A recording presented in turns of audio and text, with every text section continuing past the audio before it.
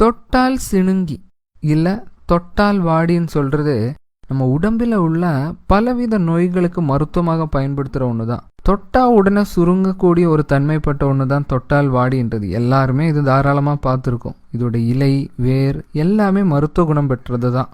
இதை பற்றி இருக்கிற ரிசர்ச் என்ன சொல்கிறதுனா, இந்த மூலிகை செடியில் ஆல்கலாய்டு, கிளைகோசைட்ஸு, ஃப்ளவனாய்ட்ஸு, டேனின்ஸு அந்த மாதிரி நம்ம உடம்புக்கு நம்ம புண்ணு, அந்த மாதிரி பைல்ஸு, யூரினரி ட்ராக் இன்ஃபெக்ஷன் இந்த வகைகளை எல்லாம் ஆற்றக்கூடிய சக்தி இருக்குது அப்படின்னு. இது ஆயுர்வேதாவும் சொல்கிறது, லேட்டஸ்ட் மாடர்ன் சயின்ஸும் அதோட ரிசர்ச்சில் தான் சொல்கிறது. சர்க்கரை நோய் குணப்படுத்துறதுக்கு இது ரொம்ப ரொம்ப ஹெல்ப்ஃபுல்லான ஒன்று. இது எப்படி நம்ம பயன்படுத்தணும்னு கேட்டால், இந்த செடி நம்ம பூராவே நமக்கு பயன்படுத்திக்கலாம். இதோட இலை, வேர் எல்லாமே. இது எப்படி பயன்படுத்தணும் அப்படின்னு கேட்டால், ஒரு கிளாஸ் தண்ணி எடுத்து அதில் கொஞ்சமாக தொட்டால் சிணுங்கி இலை, வேர், தண்டு எல்லாமே கட் பண்ணி போட்டு அது பாதியாக ரெடியூஸ் ஆகிற வரைக்கும் நல்லா குதிக்க வைத்து நல்லா ஆறிய பிறகு வடிகட்டி அந்த தண்ணி ஒரு நாள் 25 to 30 ml வரைக்கும் தினமும் காலையில் வெறும் வயிற்றில் நம்ம சாப்பிட்டு வந்தால் நம்ம உடம்பில் இருக்கிற சர்க்கரை நோய் பூராவே ரெடியூஸ் ஆகும். இது சுகர் லெவல் ரொம்ப அதிகமாக இருக்குது அப்படின்னா ஒரு 200 அந்த மாதிரி லெவலில் இருக்குது, நமக்கு ரொம்ப கூடிய சீக்கிரம் இது ரெடியூஸ் பண்ணி நார்மல் லெவலுக்கு கொண்டு வந்துடணும் அப்படின்னால இது ரொம்ப ஹெல்ப்ஃபுல்லாக இருக்கும். இது நம்ம கண்டினியூஸாக பயன்படுத்தணும் அப்படின்னு அவசியம் இல்லை. நம்ம சுகர் லெவலில் ரொம்ப சீக்கிரம் ரெடியூஸ் பண்ணிவிட்டு கண்ட்ரோலுக்கு கொண்டு வந்துடணும் அப்படின்னால இதை நம்ம பயன்படுத்தலாம். டெய்லி நம்ம யூஸ் பண்ணின்னு வந்தால் நம்ம உடம்புக்கு தேவையான அளவுக்கும் கீழே சுகர் லெவலு போயிடும். அதனால் நம்ம செக் பண்ணிவிட்டு மட்டும்தான் நம்ம சுகர் லெவல் கண்ட்ரோல் பண்ணுறதுக்கோசரம் இது பயன்படுத்தணும்.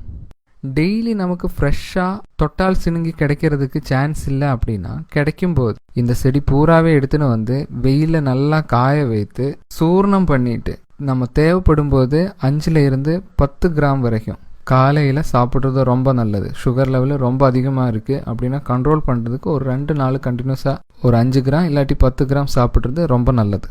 அந்த மாதிரி குழந்தைங்களுக்கு ப்ராங்கைல் ஆஸ்மா ரெடியூஸ் பண்ணுறதுக்கு இது ரொம்ப ஹெல்ப்ஃபுல்லாக இருக்கும்.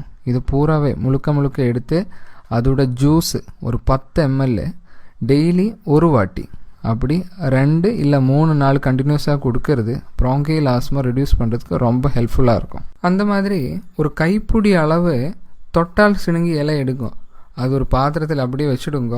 இனி ஒரு பாத்திரத்தில் கொஞ்சம் தண்ணி எடுத்து நல்லா குதிக்க வைத்துட்டு அந்த தண்ணி எடுத்து இந்த தொட்டால் சிணுங்கி போட்டு வச்சுருக்கிற பாத்திரத்தில் ஊற்றி கொஞ்ச நேரம் அங்கேயே இருக்கட்டும், நல்லா ஆறட்டும்.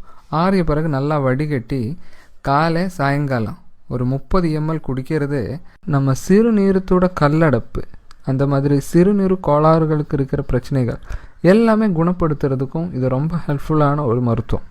அந்த மாதிரி தொட்டால் சிணுங்கியோட இலையும் வேரையும் வெயிலில் நல்லா காய வைத்து சூர்ணம் பண்ணிட்டு ஒரு விராக் நட பசும்பாலில் கலந்து தினமும் சாப்பிட்டு வந்தால் மூலம், பவித்ரம் அந்த மாதிரி இருக்கிற வியாதிகள் ரொம்ப சீக்கிரம் குணப்படுத்துறதுக்கு ஹெல்ப் ஆகும்.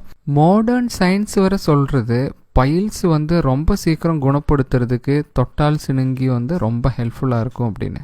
கண்டிப்பாக உங்களுக்கு இந்த